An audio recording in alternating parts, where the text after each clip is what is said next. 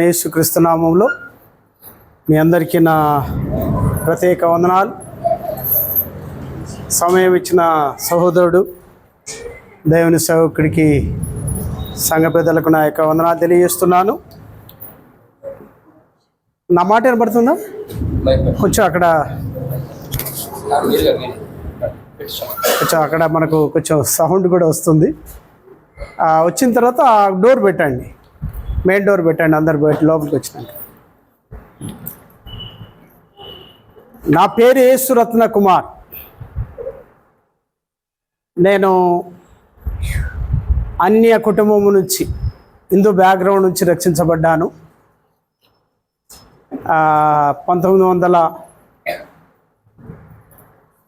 1986లో ప్రభు సన్నిధికి వచ్చాను.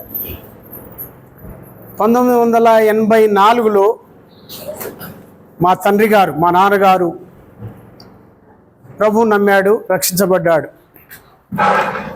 మా అమ్మ చిన్నప్పుడు చనిపోయింది.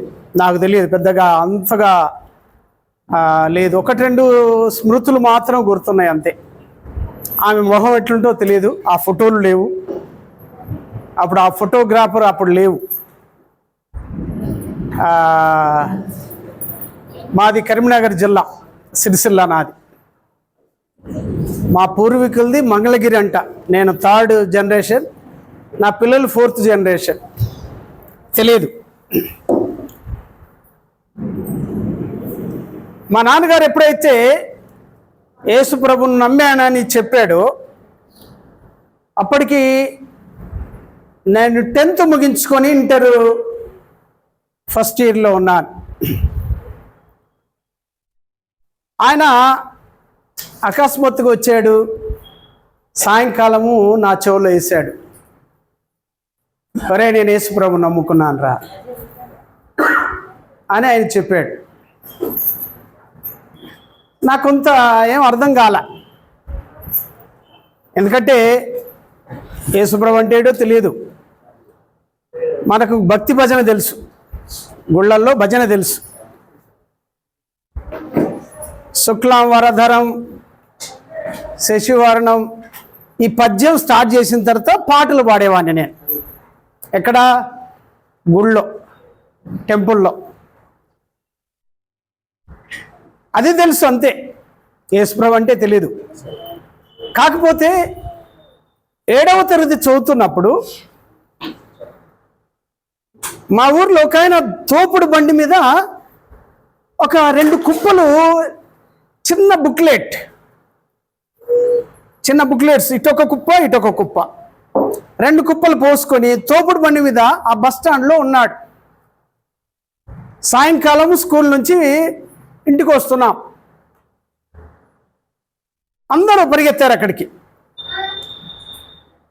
నా ఫ్రెండ్ వాడు కూడా, అరే పోదాం రారా అంటని, అరే లక్ష్మణ్, నా పేరు లక్ష్మణ్ రావు, హిందూ నేమ్. నా సర్టిఫికెట్లు అన్నీ లక్ష్మణ్ రావు మీదనే ఉంటాయి, ఫస్ట్ క్లాస్ నుంచి డిగ్రీ వరకు కూడా. వెళ్ళాము, చూశాను. బ్లూ కలర్ నాకు చాలా ఇష్టమైంది. యేసు ప్రభు ఆ కొండ మీదకి వెళ్ళే ఆ గచ్చ పొదలో ముళ్ళ తుప్పలో పడ్డ ఆ గొర్రె పిల్లను ఇట్లా వంగి తీస్తున్నాడు. ఆ కలరు, ఆ ఫోటో నన్ను ఆకర్షించింది. అంతే. ఆ బుక్లెట్ తీసుకున్నాను, పోయి అటక మీద ఎక్కడో పడేసా.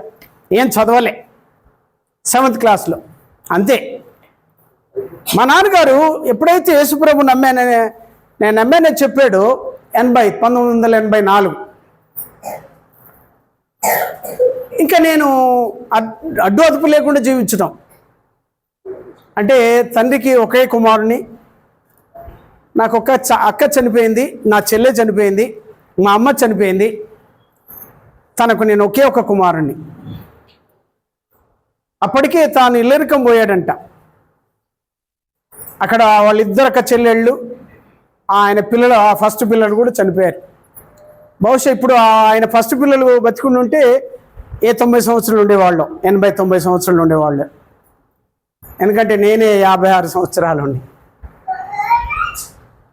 అట్లా ఆయన 6 నెలలు గొడవ, 6 నెలలు మా నాన్నగారికి నాకు గొడవ. ప్రతి ఆదివారం, ఇంకెప్పుడు కాదు, ఓన్లీ ఆదివారమే. ఆదివారము ఒరే ఒకసారి రారా, ఒకసారి చూడరా, ఒకసారి వచ్చి చూడరా. ఎంతమంది పెద్ద పెద్ద చదువున్న ఎడ్యుకేటెడ్స్ అండ్ ఎంప్లాయీస్, అంటే ఉద్యోగస్తులు. ఆయన పెద్ద బాల శిక్ష చదివాడంట, అంతే. ఆయన పెద్ద చదువు చందేం లేదు, కానీ పెద్ద బాల శిక్ష చదివాడరా. మా సార్ పేరు నంబయ్యరా అంట అని చెప్పేవాడు, అంతే. ఇక ఆయన గొడవతో ఎందుకో కొంత చూద్దాం ఒకసారి అని నేను మందిరానికి వెళ్ళాను. మందిరానికి వెళ్ళి పాస్టర్ గారిని కలిసా. ఏమన్నాడు తెలుసా? ఈ యేసు భజన ఎప్పటి వరకు అండి పాస్టర్ గారు? సార్, పాస్టర్ కూడా కాదు సార్, యేసు భజన ఎప్పటి వరకు? ఎందుకంటే మన భజన భక్తే కదా, అదే జీవితం కదా, భజన జీవితం.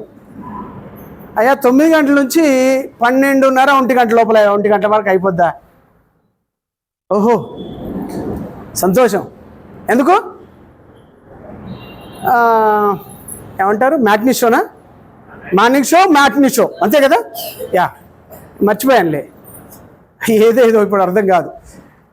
సరే 2 గంటలకు నాకు సినిమా దొరుకుద్ది, ఓకే. 1 గంట వరకు అయిపోతే 2 గంటలకు నేను సినిమాకి వెళ్ళిపోవచ్చు, నా ఆశ. పాటలు పాడారు, ఆరాధన భాగం జరిగింది, మోకరించారు. ఆరాధన చేస్తూ ఉంటే ఒకరు ఆరాధన చేసి అందరూ ఆపేనంటారేంటి? ఎట్లా తెలుస్తుంది వీళ్ళకి? గిల్లుకుంటారా, గిచ్చుకుంటారా, ఎట్లా? ఆశ్చర్యపోయేవాడిని. ఆసక్తి విన్నాను, అయిపోయింది. ఇంకా నా టైం గడిచింది. 1 గంట తర్వాత నేను సినిమా హాల్. ఏం లేదు, నా ఫ్రెండ్స్ దగ్గర, దోస్తుల దగ్గరికి వెళ్ళి వస్తాను, నాన్న నువ్వు వెళ్ళిపో. అబద్ధాలు, పైగా అబద్ధాలు. ఈ రీతిగా నా జీవితం గడుస్తుంది. నా క్లోజ్ ఫ్రెండ్, నా క్లాస్మేట్, నా క్లోజ్ ఫ్రెండ్ మల్లారెడ్డి, వాడి పేరు మల్లారెడ్డి, వాడు టీచర్, గవర్నమెంట్ టీచర్. వాడు నేను సినిమాల పిచ్చి. వాళ్ళ నాయన టీచర్, హెడ్ మాస్టర్, రిటైర్డ్ అయిపోయాడు. ఇప్పుడు టీచరు. వాడు నేను చాలా క్లోజ్ అనమాట. క్లాస్లో బుక్స్ పడేసి సినిమాకి వెళ్ళి రావడం. ₹1 సినిమా, ₹1. ఇంకా కింద కూర్చుంటే పావుల. అప్పుడు నా చిన్నప్పుడు పావుల కింద కూర్చుంటే ఆటనా, తర్వాత ₹1 అట్లా, జస్ట్ ఒక ₹2 వరకే కావచ్చు కుర్చీలో కూర్చోవడానికైతే. ఆ స్థితిలో నేను ఉన్నాను. మళ్ళీ 3:30 వరకల్లా స్కూల్కి వచ్చేవాళ్ళం, సినిమా చూసి బుక్స్ ఆడబెట్టి వెళ్ళిపోయేవాళ్ళం. 3:30 కల్లా మళ్ళీ స్కూల్కి వచ్చేసి బుక్స్, అందరిలాగా ఏదో గొప్పగా చదివిన వాళ్ళలాగా మళ్ళీ బుక్స్ పట్టుకొని ఇళ్ళకి వెళ్ళిపోవడం. ఇది నటన జీవితం. అబద్ధం, నటన జీవితం, ఇవన్నీ నాలో ఉన్నాయి. సినిమాలు, ఎక్కువ స్పోర్ట్స్ మ్యాన్ నేను. స్పోర్ట్స్లో ఫస్ట్ డిస్ట్రిక్ట్ లెవెల్లో ఆడినోడిని.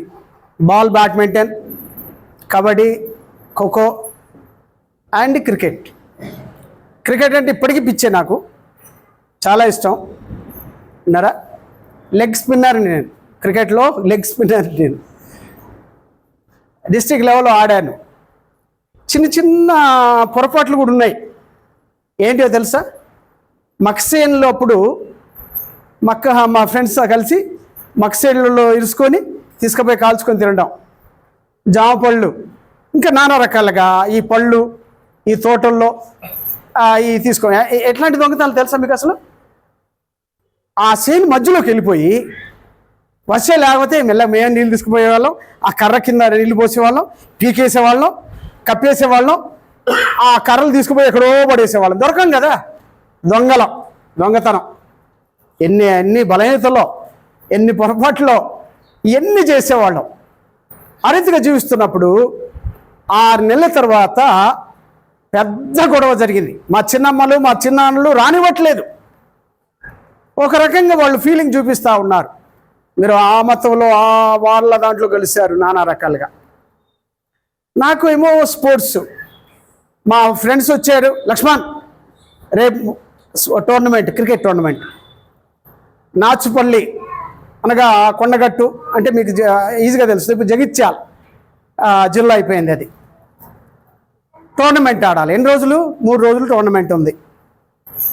ఇంకా ఆయన అడుగుదామంటే కోపడతాడు, గొడవ, అటు పోలేను. మళ్ళా అబద్ధం. ఏమని? నాన్న నాకు బాగాలేదు, అంత జ్వరం లాగుంది, మళ్ళీ వచ్చి ఆదివారం వస్తలే, నువ్వు వెళ్ళిపోలే. గొడవ, పెద్ద గొడవ అవుతుంది. మళ్ళీ అబద్ధం. మళ్ళీ వెళ్ళిపోయాను. ఆయన మందిరానికి వెళ్ళిపోయాడు, చర్చికి వెళ్ళిపోయాడు. నేను స్పోర్ట్స్ ఆడడానికి నేను వెళ్ళిపోయా. 3 రోజుల తర్వాత తిరిగి వచ్చా.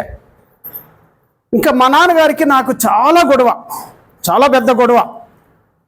అసలు నువ్వు నా కుమారుడివి కాదు. అసలు ఒక కుమారుడు తండ్రిని అసలు పాడు చేస్తాడు, వాడు పాడైపోతాడో తెలియదు. ఇవన్నీ చెప్పేవాడు నాకు. నువ్వు అసలు ఎవడు నాకు కుమారుడు కాదు, నా ఇంట్లో ఉండొద్దు, వెళ్ళిపోవాలి అని ఇంట్లో నుంచి నెట్టేశాడు. దొబ్బేయడంతో పెద్ద కత్తి లాక్కొని చేయబట్టి నడి బజార్లో తీసుకుపోయి, విడిచిపెట్టమంటే నువ్వు ఏం విడిపట్టలేదు, చిన్నవాళ్ళు అంతా భయంకరంగా మాట్లాడుతున్నారు, నన్ను పైగా ఏమన్నా అంటున్నావు, నీ కుమారుని కాదా? ప్రియమైన వారలారా, మీరు నమ్మండి నమ్మకపోండి, అబ్రహాం కత్తెత్తినాడు. ఎట్లా కత్తెత్తినాడు? ఒకసారి మా కనుక నరికేసేవాడిని, ఒక్క క్షణం అయితే నరికి పడేసేవాడు.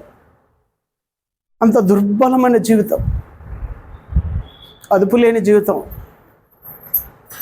తాగుబోతుని కాదు, వ్యభిచారిని కాదు, కానీ చాలా లోపాలు, చాలా పాపాలు నాలో ఉన్నాయి. ఒక సహోదరుడు పరిగెత్తుకొచ్చి అన్న పరిగెత్తుకొచ్చి నా చేతిలో కత్తి లాగేశాడు. ఇంకా మా నాన్నగారికి నాకు చాలా గొడవ, ఎడబాటు, ఒక 3 నెలలు ఎడబాటు. దైవ సేవకుడు పాస్టర్ గారు చూశాడు. నేను తెలుసు, 2-3 సార్లు ఆయన ఇంటికి వచ్చాడు. నేను 1-2 సార్లు మందిరానికి వెళ్ళాను, చర్చికి. ఆయన వచ్చాడు, ఎస్డి బండి మీద వచ్చాడు. లక్ష్మణ్ నేను ఒకసారి పాస్టర్ అమ్మ చూడాలంటుంది, అక్క చూడాలి, ఒకసారి రావాలంటే, సర్లేదు సార్, తర్వాత ఎప్పుడన్నా వస్తాను సార్, నేను నా కాలేజీకి పోవాలి సార్ అంటే, ఈ విషయం మేము కొట్లాడిన సంగతి, నేను నడక వేయడానికి ప్రయత్నం చేసే సంగతి ఆ సేవకుడికి తెలుసు, కానీ నాకు చెప్పట్లేదు. నా ముందర చెప్తే మళ్ళీ ఈయన ఎక్కడ తప్పించుకుపోతాడని మొత్తం మీద బలవంతంగా బండి మీద, ఎస్డి బండి మీద తీసుకుపోయాడు. మందిరం చాలా పెద్ద విశాలమైన స్థలం, పెద్ద గేటు, లోపలికి వెళ్ళిపోయాము. ఆయన కూర్చోబెట్టాడు, న్యూ టెస్ట్మెంట్ తీసుకొచ్చి ఇచ్చాడు. లక్ష్మణ్ ఇది చదువు అని కూర్చో అన్నాడు. ఆయన బయటికి వెళ్ళాడు. ఏదైనా ఉంటే అక్కను అడుగు, భోంచేయాలని ఏదన్నా, నేను మళ్ళీ వస్తా. రాత్రి వచ్చాడు. ఆ రోజు గడిచింది. ఎంత అదంటే ఇంకా వెళ్తానంటే నాకు వెళ్ళబుద్ధి కావట్లేదు. ఒక బందిని, ఒక ఖైదీని బంధించి జైల్లో వేసినట్టు అనిపించేసింది. నాకు మనసు రావట్లేదు. దినములు గడుస్తున్నాయి.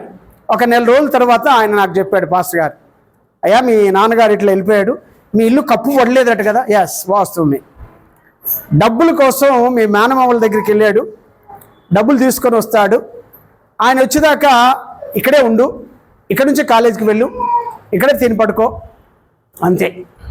అర్లీ మార్నింగ్ లేస్తాడు, 4 గంటలకు 5 గంటలకు లేపుతాడు. ఇంకా లేచిన తర్వాత 1-2 పాటలు పాడిన తర్వాత డివోషన్, బైబిల్ డివోషన్, ఒక అధ్యాయం ఎంతమంది మీద చదువుకున్నామో కొన్ని వచనాలు, తలా కొన్ని వచనాలు చదవాలి. ఇంకా నేను అసహించుకునేవాడిని. ఏమని తెలుసా? ఇదేం భక్తిరా బాబు, ఒక మొహం గడగరు, వాకిలు ఊడవరు, ఏమి చేయరు, ఇదేం భక్తిరా బాబు అనుకునేవాడిని. నా పేరు లక్ష్మణరావు కదా, దీపావళికి లక్ష్మీనవములు ఉంటాయి మాకు. మా ఇంట్లో లక్ష్మీనవము అనగా పూజలు, కొత్త చాట, కొత్త బియ్యం మడిగట్టుకొని నేనే అయ్యవారికి 111 బహుశా 101 రూపాయో కొత్త చాటుతో ధాన్యం, రైసు పెట్టడము, ఇవన్నీ జరిగేది. నేను అనుకునేవాడిని, మొహం గడగరు, ఇల్లు ఊడవరు, వాకిలు ఊడవరు, ఇదేం భక్తిరా బాబు, ఇదేం పూజరా బాబు వీళ్ళది, ఇదేం బసిరా అని నా మనసులో అసహించుకునేవాడిని. బలవంతంగా వాక్యం చదివేవాడిని. అట్లా గడుస్తున్నప్పుడు ఒక 3 నెలల తర్వాత మా నాన్నగారు వచ్చారు. ఇంకా తీసుకువెళ్తానని చెప్పాడు. సంఘ పెద్దలు వాళ్ళు ఏమన్నారంటే, ఏమయ్యా పెద్ద మనిషి, నీ వ్యవసాయం నీ ఇల్లు పని ఉంటే ఎవరినన్నా కూలివాడిని పెట్టుకొని చేసుకోవయా.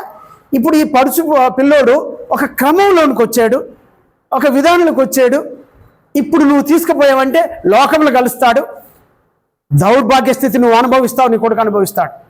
ఇప్పుడు ఒక మార్గంలోకి వచ్చాడు, నువ్వు ఇప్పుడు ఏం డిస్టర్బ్ చేయొద్దు, వెళ్ళిపోయి నువ్వు పనులు చేసుకుపోయా, నీ వ్యవసాయ పనులు ఉంటే ఏది ఉంటే. వెళ్ళిపోయాడు. 3 నెలలు 4 నెలలు 5 నెలలు గడుస్తుంది.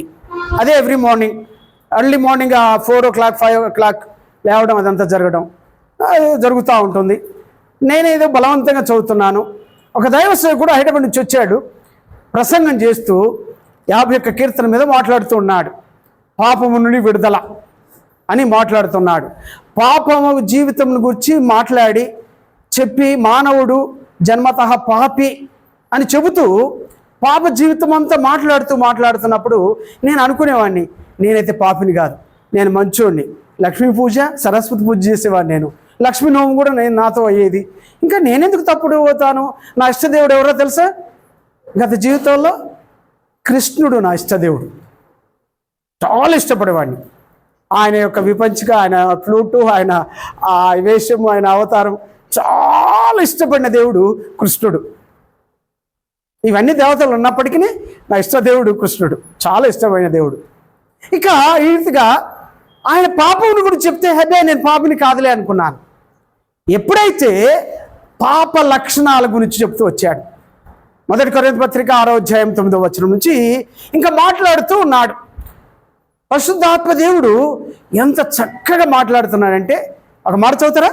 1 కొరింథీ పత్రిక 6వ అధ్యాయం 9వ వచనం, 9 నుంచి 9, 10 వచనాలు. అన్యాయస్తులు దేవుని రాజ్యమును వారసు కావాలని మీకు తెలియదా? తీసారా?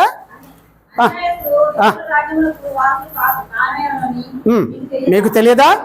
మోసపోకుడి, జారులైనను, విగ్రహార్థికులైనను, వ్యభిచారులైనను, ఆడంగితనముల వారైనను, పురుష సంయోగులైనను, దొంగలైనను, లోబులైనను, త్రాగుబోతులైనను, దూషకులైనను, దోచుకుని వారైనను.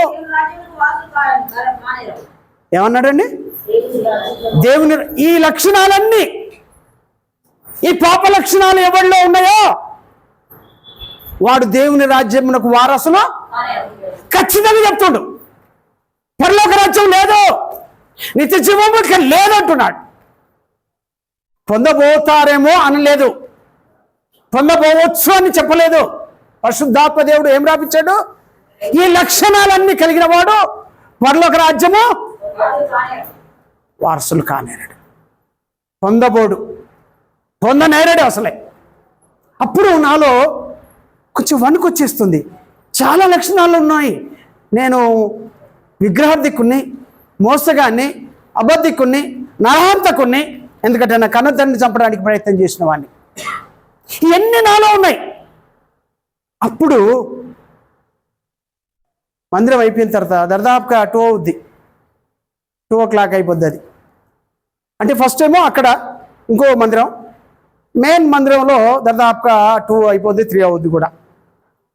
ఇక అయిపోయిన తర్వాత అప్పుడు నేను పాస్టర్ గారు న్యూ టెస్ట్మెంట్ ఏదో ఇచ్చాడో అది అప్పుడు నేను చదవడం స్టార్ట్ చేశానండి. దేవుని వాక్యం నాకు నేనుగా చదవడం.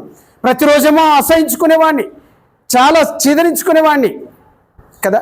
కానీ ఎప్పుడైతే వాక్యం చదవడం వచ్చానో, యోహాను సువార్త 3వ అధ్యాయము 3-5 వచనాల ద్వారా దేవుడు సూటిగా నాతో మాట్లాడుతున్నాడు. ఏమని?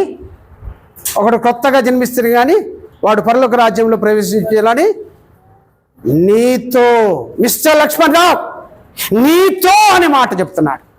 ఒకడు కొత్తగా జన్మిస్తే కానీ వాడు పరలోక రాజ్యంలో చేరని నీతో. 5వ వచనానికి వచ్చేసరికి ఒకటి ఇంటి మూలంగాను ఆత్మూలంగాను జన్మిస్తే కానీ పరలోక రాజ్యంలో ప్రవేశింపలేడని మిస్టర్ లక్ష్మణ్ రావు నీతో 2వసారి చెప్తున్నాడు. మొదటిసారి అదే మాట మాట్లాడుతున్నాడు, నీతో నిశ్చయంగా చెప్తున్నాను. మరియు 5వ వచనంలో కూడా మిస్టర్ లక్ష్మణ్ రావు నీతో ఖచ్చితంగా చెప్తున్నాను. నువ్వు ఆత్మూలంగా నువ్వు నీటి మూలంగాను ఆత్మూలంగాను జన్మిస్తేనే తప్ప నీవు పరలోక రాజ్యంలో చేరవని నీతో నిశ్చయంగా చెప్తున్నాను, ఖచ్చితంగా చెప్తున్నాను. దేవుని వాక్యము చాలా ఖచ్చితమైంది. ఎప్పుడైతే అది నాలో గుచ్చుకున్నదో పరిశుద్ధాత్మ దేవుడు నాలో పశ్చాత్తాపం తీసుకొచ్చాడు. కాలేజీకి వెళ్ళాను, ఇట్ట మధ్యాహ్నం వచ్చాను, కాలు చేతులు మొహం కడుక్కున్నాను. పులిపీఠం దగ్గరికి పోయి మందిరంలో పులిపీఠం దగ్గర మోకరించి నా పాపములన్నీ, నేను ఏ పొరపాట్లు చేశానో, ఏ పాపాలు ఉన్నాయో, ఏ లోపాలు ఉన్నాయో, ఏ బలహీనతలు ఉన్నాయో అవన్నీ ప్రభు సన్నిధిలో ఒప్పుకొని యేసు ప్రభును నా రక్షకుడిగా, నా దేవుడిగా, నా ప్రభుగా అంగీకరించడం జరిగింది. అప్పుడు నాలో గొప్ప నెమ్మది, గొప్ప ఆనందం, గొప్ప సంతోషం. ఎక్కడికి వచ్చాను తెలుసండి? నా పరిచయం ఎక్కడ స్టార్ట్ అయింది తెలుసండి? ఆ మందిరంలో ఉన్నాను, చీపురు పట్టుకొని మందిరం ఊడవడము. నా పరిచయం ఎక్కడ స్టార్ట్ అయింది? చీపురు పట్టుకొని మందిరం ఊడవడము. ఆదివారం పూట నాదే అది, ఇంకెవ్వరిని చేయించని వాడిని కాదు. స్త్రీలు ఎవరు వద్దమ్మా, నువ్వు కూర్చోమ్మా, నేను చేస్తాలే, పెద్ద మనిషి నువ్వు. ఊడ్చేవాడిని, కడిగేవాడిని, చాపులు పరిచేవాడిని. నా ఫ్రెండ్స్ చూసి వీడు ఒక ఆడక్కలాగా అయినరా, వీడు ఎంత భయంకరంగా ఉండేవాడు, అంత కోపిస్ట్, వీడు చాలా హేళన చేశారు. నా ప్రభువు నాకంటే హేళన చేయబడ్డాడు, నిందించబడ్డాడు, అవమానించబడ్డాడు. ఇదో లెక్క. అంతటి తగ్గింపు. ఆదివారం 10 కిలోల రైస్ వండడము సేవకురాలు నేర్పింది. కూరలు రావు కానీ వండడం, 10 కిలోల రైస్ వండడం. ఎందుకంటే ప్రతి ఆదివారము మందిరం అయిన తర్వాత భోజనాలు ఉంటాయి కనుక. ఆ తర్వాత మా సేవకుడు బైబిల్ ట్రైనింగ్ పంపించాడు. శంషాబాద్ సిటిహెచ్ బీటీహెచ్ ముగించుకున్నాను, వచ్చాను, ప్రార్థన చేస్తున్నాను. ఇంకా దేవుడు ట్రైనింగ్ అవుతుంది కొంత, కానీ సేవ పిలుపు లేదు. ప్రార్థన చేస్తున్నాను. 1998లో దేవుడు నన్ను సేవ పిలుచుకున్నాడు. అపోస్తల కార్యములు 13వ అధ్యాయము 47 వచనం ద్వారా దేవుడు తన సేవకు నన్ను పిలుచుకున్నాడు. ఎప్పుడైతే సేవకు పిలుచుకున్నాడో నేను సేవకు సమర్పించుకొని, చదువుతారా మాట? అపోస్తల కార్యములు 13:47. నీవు భూదిగంతముల వరకు నాకు రక్షణార్థంగా ఉన్నట్లు నిన్ను అన్యజనులకు వెలుగుగాను ఉంచి ఉన్నాను. చాలండి కదా. నీతో మాట్లాడిన, నాతో సూటిగా మాట్లాడి, నీతో నిశ్చయంగా చెప్తున్నా అన్నాడు. ఇక్కడ నా పిలుపు కూడా నిన్ను అన్యజనులకు. దేవుని వాక్యం ఎంత శ్రేష్టమైందో, ప్రత్యక్షమైందో చూడండి. సమర్పించుకొని 89లో మార్చి 1కు నేను దేవుని సేవకు వచ్చాను, ఇంటింటి సువార్త సేవకు వచ్చాను. ఏప్రిల్ 9వ తారీఖున గుంటూరులో సువార్త సేవ ప్రారంభించబడింది. ప్రార్థించబడి సేవకులు అభిషేకించి ఇంకా ఆ బ్యాగులు సంచులు ఇచ్చేసి వెళ్ళాం. ఒక వారం రోజులు చూశాను, తిడుతున్నారు, ఇష్టం వచ్చినట్టు మాట్లాడుతున్నారు, పత్రికలు చించేస్తున్నారు. ఇంటింటికి వెళ్ళాలండి, ఇద్దరిద్దరు. ఒక టౌన్లో ఈ స్ట్రీట్లు ఇద్దరు, ఆ స్ట్రీట్లు ఇద్దరు, ఆ స్ట్రీట్లు ఇద్దరు, ఒక్కలు తప్పడానికి లేదు. అపార్ట్మెంట్స్ వస్తాయి, ground floor, first floor, second floor, third floor వచ్చినా ప్రతి ఇంటికి సువార్త అందించాలండి. అది ఎవ్రిఎం కుసైడ్.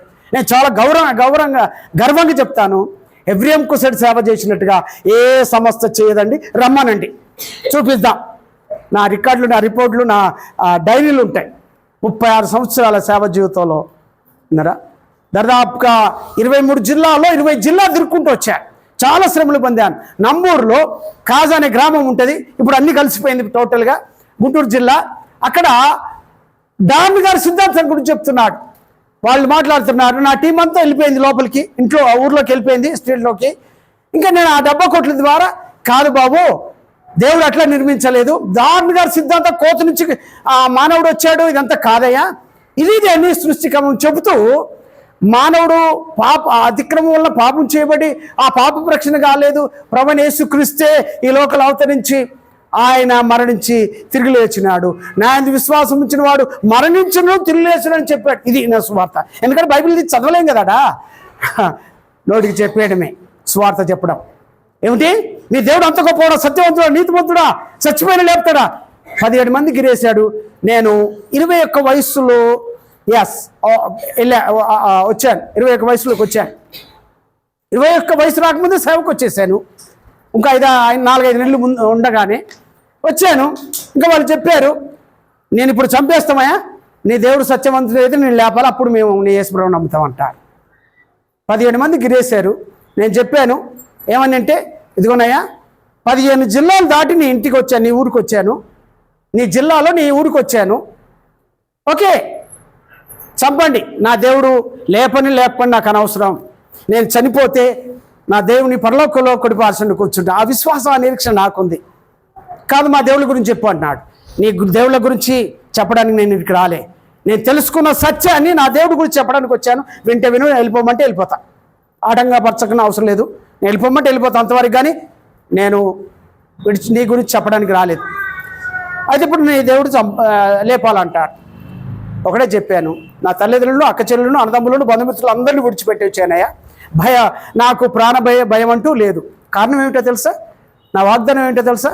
మత్తయి సువార్త 10:28 వచ్చిన, దేహం చొప్పు వారికి భయపడకుడి, ఆత్మను దేహము నిత్యము నరకములో పడేవాడికి మిక్కిలి భయపడండి. దేహం చెప్పేవాడికి ఎందుకు భయపడాలా? ఎప్పుడైనా చావాల్సిందే కదా, ఎట్లయినా చావాల్సిందే కదా. చావు ఎట్లయినా వస్తుందయ్యా. సహోదరుడా, సహోదరి, పాము గుట్టైనా, తేలు గుట్టైనా, లేకపోతే కరెంటు షాక్ వచ్చినా, ఎవరైనా చంపినా చావాల్సిందే, లేకపోతే నువ్వు చావాల్సిందే. ఎట్లాగో యాక్సిడెంట్లు చావాల్సిందే కదా. మరి ఎందుకు భయపడాలి? వాడి కోసం వాడు చంపుతాడంటే ఎందుకు భయపడాలి? ఎప్పుడో చావాల్సిందే కదా. చనిపోతే నిత్యం పరలోకంలో ఉంటాం కదా. చెప్పా, నా దేవుడు లేపుకున్నాయా, మీ ఇష్టం చేసుకోండి అన్నాను. తల ఉంచాను, నిలబడ్డాను. 10 నిమిషాల కల్లా ఎక్కడోడక్కడ వెళ్ళిపోయాడు. మహా ఆజానుభావులు, గుంటూరు జిల్లాలో చాలా ఆజానుభావులు అండి, తెలుసా? చాలా దిట్టమైన వాళ్ళు, ఆజానుభావులు. ఇప్పుడు అంత తగ్గినారు, అది తగ్గిపోయింది. ఇప్పుడు 30 ఏళ్ల క్రితం, 35 ఏళ్ల క్రితం చెబుతున్నాను, విన్నారా? దిట్టంగా ఉన్నారు. ఎక్కడోడక్కడ వెళ్ళిపోయాడు. దేవుని సంగమా, దేవుని సేవలో అనేక అనుభవాలు. 90వ సంవత్సరంలో ఆదిలాబాద్ జిల్లాలో గోండు ప్రజలు ఇంకా జాకెట్లు వేసుకోవట్లేదు. ఈ చెయ్యి బయట ఉంటుంది, కొంగు చుట్టుకుంటారు. కాలి బాటకలు నడవాలా, కాలి బాటలే, పెద్ద బాటలు ఉండవు. సైకిల్ రేగడి బట్టి పట్టేసుకుంటుంది. వారం జరిపే ట్రాక్స్ వెనకాల కట్టుకోవాలా. ఇటొక బ్యాగ్, ఈ బ్యాగ్లో లుంగి, టవాలు, ఒక డ్రెస్, బ్రష్, టూత్పేస్ట్, ఇంకో బ్యాగులో బైబిలు, పాటల పుస్తకం, 2 బ్యాగులు. అచ్చం నక్సలైట్ లాగా మేము సైకిల్ మీద ఇద్దరిద్దరు వెళ్ళాలి. ఏం దొరకదండి. 3 రోజులు 4 రోజులు కూడా మాకు ఆహారం దొరకలేదు, అన్నం దొరకలేదు. పుట్నాలు, బఠానీలు, పల్లీలు, బిస్కెట్లు తినుకుంటా నీళ్ళు దాచి సైకిల్ తొక్కడా సువార్త చేయాలి. ఇద్దరం కలిసి 600 గృహాలకు సువార్త ప్రకటించాలి. మన తెలంగాణలో 150, 100, 50, 70 గృహాలే ఉంటాయి ఒక్కొక్క ఊర్లో. మేము ఎన్ని కిలోమీటర్లు 300, 600 గృహాలకు సువార్త ప్రకటించాలి. మా టార్గెట్ ఎవ్రీ డే. ఇద్దరం కలిసి సువార్త అందించాలి, ప్రకటించాలి. ఎన్ని కిలోమీటర్లు తొక్కాలి? Up and downs. ఆదిలాబాద్ నుంచి నిర్మల్, ఆదిలాబాద్ నుంచి జన్నార్, మంచిర్యాల రూట్లో, ఆసిఫాబాదు, అదంతా అప్ అండ్ డౌన్స్. ఎక్కడ దిగాల కొండలు. నేను అబద్ధం అయితే మీరు వెళ్ళి చూసుకోవచ్చు. భోజనం దొరకదు. ఎక్కడైనా హాస్టల్ ఉంటాయి, బతిమిలాడి 5ో 10 ఇస్తామంటే కూర్చోండి అనేవాళ్ళు. అందరికి పెట్టిన తర్వాత ఆ మాడిపోయినవి, రాళ్ళు ఉంటవి, తర్వాత పప్పు ఉడకదు, ఆ చింతపులుసు అట్లే కనబడుద్ది, ఆ మిరవ అట్లే కనబడుద్ది. అమృతంగా, ఆకలితో కదా అమృతంగా తినేవాళ్ళం. 3 నెలలకి నాకు కడుపు నొప్పి లేసింది. Operation చేయాలంటాడు. Prabhakar Rao, CSI church, Adilabad టౌన్లో. ప్రభాకర్ రావు ఆయన జిల్లా పరిషత్ ఎంప్లాయ్, ఆయుర్వేదిక్ వచ్చు. నా కోసం ఒక 10-20 మందిని జాడగడితో కట్టుకొని అది ఒక 3-4 రోజులు వండాల. ఆ ఏర్లను తీసుకొచ్చి వండాల. 2 బాటలు ఇచ్చాడు కషాయం. పొద్దున కొంచెం పడిగడుపున, సాయంత్రం కొంచెం. అది దాగి కడుపు నొప్పులు తగ్గించుకొని దేవుని సేవ జరిగించిన అనుభవాలు. 36 సంవత్సరాలుగా దేవుని సేవలో ఉన్నాను. ఈ మెదక్ జిల్లా 1996 కరీంనగర్ జిల్లా నుంచి నన్ను ఇక్కడికి పంపించారు. 20 జిల్లాలు తిరుక్కుంటూ వచ్చాను. శ్రీకాకుళం, శ్రీకాకుళం, నెల్లూరు, చిత్తూరు, ఈ 3 జిల్లాలు నేను సేవ చేయని జిల్లాలు. ఉమ్మడి రాష్ట్రంలో 70-80% జిల్లాలు తిరిగాను. ప్రాంతాలు ఒక్కొక్క జిల్లా అంతా తిరిగాను. 96 ఆగస్టు నుంచి నాకు మెదక్ జిల్లా, ఆదిలాబాద్, కరీంనగర్ జిల్లా ఇన్ఛార్జిని, పరిచర్య సూపర్వైజర్గా.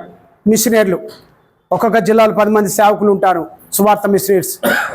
ఆ పరిచర్య చేస్తూ దేవుడు నన్ను 97లో ఇక్కడికి తీసుకొచ్చాడు. ఆ ఫ్యామిలీతో టోటల్గా షిఫ్ట్ కావాలి, నువ్వు అక్కడికి వెళ్ళిపోవాలంటే ఇక్కడికి వచ్చాను. 100 రూపాయలతో నా సేవ జీవితం. 89లో 100 రూపాయల సహాయం, సపోర్ట్.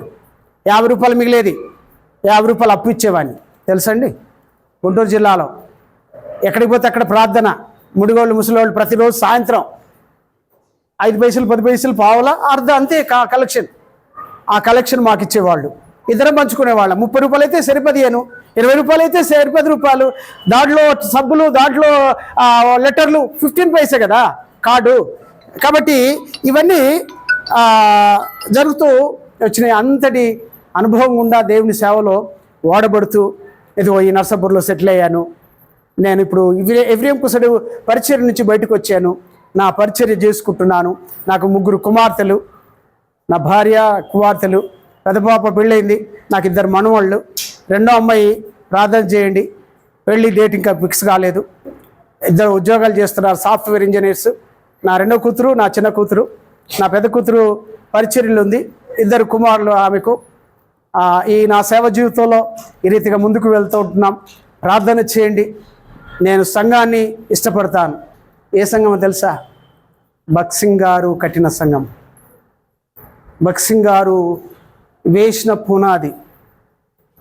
వాక్య ప్రత్యక్షత ఆయన పరిచర్యకే తెలుసు. ఆయన అంటే ఇప్పుడున్న హెబ్రోను పరిచర్యకు వాక్య ప్రత్యక్షత అనేది కేవలం హెబ్రోను సేవకే తెలుసండి. ఆత్మ ప్రత్యక్షత అనేది హెబ్రోను సంఘానికే, పరిచర్యకే తెలుసండి. చాలా సంఘాలకు లేదు. ఎగురుతారు, దూకుతారు, అరుస్తారు, ఏదో చేస్తారు. వాక్య ప్రత్యక్షత కావాలా? వాక్య ప్రత్యక్షత ఏమిటో మీరు విన్నారో, మీకు అర్థమైందో లేదో, దైవసేవకుడు చక్కగా బోధించాడు. వాక్య ప్రత్యక్షత ఉంటే నీవు ముక్కలు చేసినా నీవు యేసేన రక్షకుడని అరుస్తావు. ముక్కలు నరికి వేసినా నీ వాక్య ప్రత్యక్షత నీకు లేకపోతే నువ్వు నిత్య జీవానికి వారసుడు కావు. ఎత్తబడే గుంపులో ఉండవు, సిద్ధపాటు నీకు ఉండదు. ఆత్మ ప్రత్యక్షత కావాలా? వాక్య ప్రత్యక్షత ఉన్నదంటే నీకు ఆత్మ ప్రత్యక్షత దేవుడు ఇచ్చేస్తాడు. విన్నారా? అరసుడు, ఎగురుడు, దూకుడు కాదు. అఫ్కోర్స్ ఉంటే ఉండనివ్వండి. విన్నారా? ఆ వాక్య ప్రత్యక్షత భక్సింగ్ గారి సేవలోనే, నా సంఘ పరిచర్యలో నేను చూశాను. భక్సింగ్ గారి పరిచర్యను నమ్మకస్తుడు, యథార్థవంతుడు కదా, యోగ్యుడు, క్రమము కలిగిన సేవకుడు. ఆ సంఘం క్రమం కలిగిన సంఘాలు, పరిచర్యలు మరి ఉంటున్నవి. నమ్మకంగా దేవుని సేవలో ముందుకు వెళ్దాం. మనం పరిచర్యలో వాడబడదాం. సంఘ అభివృద్ధి ఇంకా 6 ఇయర్సే ఉంది టైము, ఇంకా లేదు. మనం నోరు మూసుకొని కూర్చోవాలి, సీక్రెట్గా ప్రార్థన చేయాలి. దేవుని చిత్తమైతే ఎప్పుడన్నా వచ్చినప్పుడు నేను మీ మధ్యలో వాక్యం పంచుకుంటాను. 6 ఇయర్సే ఉంది, ఓన్లీ 6 ఇయర్సే. ఆ 6 ఇయర్స్ దాటితే ఇంకా నువ్వేం చేయలేవు. చాలా సమీపంగా ఉంటుంది. చాలా సంఘటనలు జరుగుతూ ఉన్నాయి. పుట్టిగా వాక్యమే కాదు, సంఘటనలు చూడాలా. వాక్య నెరవేర్పు, ప్రవచన నెరవేర్పు, లేఖనం ఏం చెప్తుంది, ఏం జరుగుతుంది ప్రపంచంలో, లేఖనానుసారంగా ఉంటుందా, వాక్యానుసారంగా జరుగుతుందా లేదా, నువ్వు పరీక్షించకుండా, నీ వాక్య ప్రత్యక్షత లేకుండా నీవు సిద్ధపడలేవు, ఎత్తబడే గుంపులో ఉండలేవు. జాగ్రత్త. దేవుని మహిమ కొరకు జీవించడానికి దేవుడు మనకు సహాయం చేయునుగాక. ఈ మాటలు దేవుడు దీవించునుగాక. Thank you so much. నా కోసం ప్రార్థన చేయండి. చిన్న ప్రార్థన చేసి ముగిస్తాను. ప్రేమ కలిగిన తండ్రి, దయగలిగిన రాజా, మీ నామానికి వందనాలు. మీ సేవకుని బట్టి తన కుటుంబాన్ని, పరిచర్య ఈ నర్సాపూర్ ప్రాంతంలో, పట్టణంలో దేవా చిన్న వయసులో పరిచర్యకు వచ్చాడు. రేపులో వర్ధలు చేయండి. ఈ యొక్క సంఘమును దీవించండి ప్రభా. నమ్మకంగా, యోగ్యకరంగా దేవా ఇదిగో బలమైన సంఘముగా నీ కృపలో నడుచుకుంటూ సాయం చేయమని ఇదిగో సాక్ష్యం పంచుకున్నాను ప్రభా. ఇచ్చిన సమయాన్ని బట్టి నీకు వందనాలు. ఇదిగో నీ బిడ్డలు రక్షణ లేనివారు రక్షణగా రాగలటకు సాయం చేయండి. ఈ కృపలో నడిపించమని యేసుక్రీస్తు నామమును బట్టి ప్రార్థించి పెట్టుకుంటున్నాం తండ్రి. Amen. Thank you so much. Brother ఒక మాట చెబుతూ వచ్చాడు. ఆయన ఏదైతే సంస్థలో సేవ చేసి వచ్చాడో వాళ్ళు చేసినట్టు సువార్త ఎవరు చేయరని చెప్పాడు. అని హెబ్రోన్ వాళ్ళు చేస్తారు, ఎవరు చేయరు కానీ హెబ్రోన్ వాళ్ళు ఇంటింటి సువార్త సిస్టర్స్ హెబ్రోన్ నుండి ఇప్పుడు అసలు మొదట ఇంటింటి సువార్త హెబ్రోన్ నుండి ఆరంభించబడింది. సువార్త అనే పునాది హెబ్రోన్లో ఆరంభించబడింది. హెబ్రోన్ నుండి ఎంత సువార్త నేటికి కొట్టించబడుతున్నారు. గాయాలు ఇంకా చూసినట్టు టీం ఉంది మన దగ్గరికి, ఎంతమంది కూడా వచ్చారు. దైవప్రసాద్ అన్న టీం ఆ మధ్యకాల సమయంలో లాస్ట్ ఇయర్ క్రిస్మస్ టైంలో సువార్త ప్రకటిస్తుంటే ఒక గుళ్ళోకి తీసుకెళ్ళి కర్రలతో కొట్టారు. మీరు బొట్టు పెట్టుకోండి రా, మీరు నమ్మండి రా. మరణానికి కూడా ఇష్టపడినటువంటి సువార్థికులు హెబ్రోన్లో ఉండాలి. ఇక అన్న చెబుతూ వచ్చాడు కదా, హెబ్రోను వాక్యము ఎన్నో అనుభవాలు కలిగి ఉంది. వాటితో పాటు సువార్తలు అవసరమైతే ప్రాణం పెట్టడానికి కూడా సిద్ధపడే వాళ్ళు ఉంటారు. That is Hebron. సరే, మనం అందరం నిలబడినట్లయితే ఇప్పుడు మన